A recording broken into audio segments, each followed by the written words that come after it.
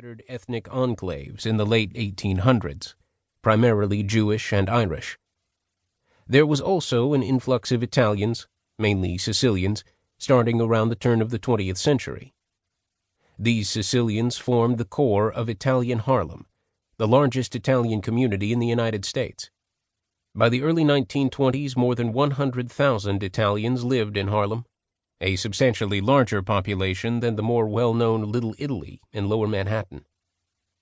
Like many of the original Italian ethnic enclaves, East Harlem was a close-knit community, whose denizens, though they may be far from the old neighborhood, look back with a sense of nostalgia. It was a nice place to live and grow up. The Our Lady of Mount Carmel Church, constructed in 1884, became the spiritual epicenter of the community, surrounded by hundreds of small businesses and thousands of residents in a thriving neighborhood.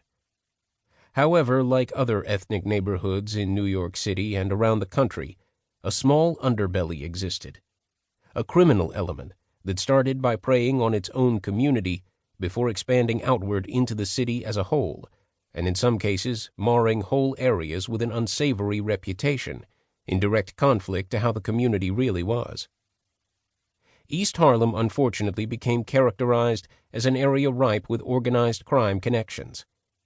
It had a long reputation of being one of the early epicenters of Mafia activity in the Northeast. In 1978, it was stated that East Harlem has been a breeding ground for Italian-American organized crime for over 60 years. The core of the old Italian East Harlem is Pleasant Avenue, a short 6 blocks stretching from Thomas Jefferson Park and 114th Street and ending at 120th Street.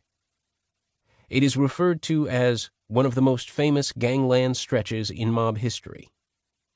Although the street was short, it was a place of socialization for Italian-American organized criminals since the turn of the century. There was the Pleasant Tavern at the northeast corner of Pleasant Avenue and 117th Street. There was a social club and hot dog stand nearby, and a candy store owned by the Mafia.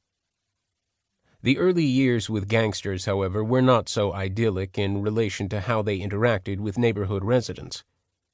Like many immigrant neighborhoods of the early 20th century, there was a small subset of organized criminals that operated within the confines of the neighborhoods. With many of these new immigrants suspicious of law enforcement, coupled with their insular nature while adjusting to life in a new country, criminals began extorting members of their own community. The victims were often too scared to go to the police, allowing these criminal gangs to operate with relative impunity. Organized crime in East Harlem started with what came to be known as the Black Hand, a type of extortion where the perpetrators would use the practice of placing a print black hand on a letter to an extortion victim or family of a victim that the Black Hand had kidnapped. The letters would demand money or a violent reprisal would take place. These included shootings, stabbings, and the occasional bombing.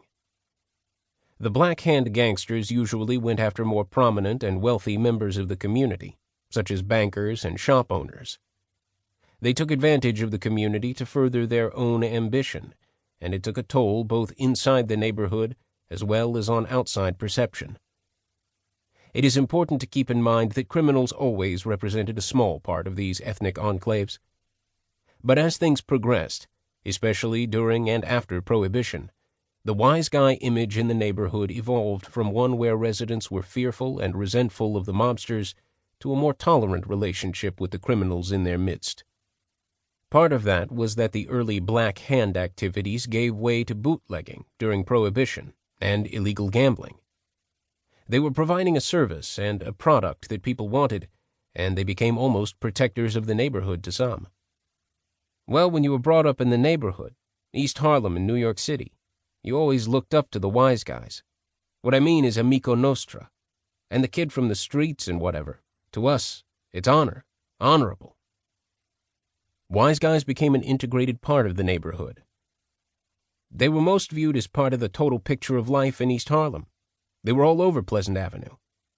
And how true this is up for grabs, but there was a sense that they made us folks who mind our own business safe. And some in the neighborhood kept an eye out for the wise guys. Everyone was looking out for the police.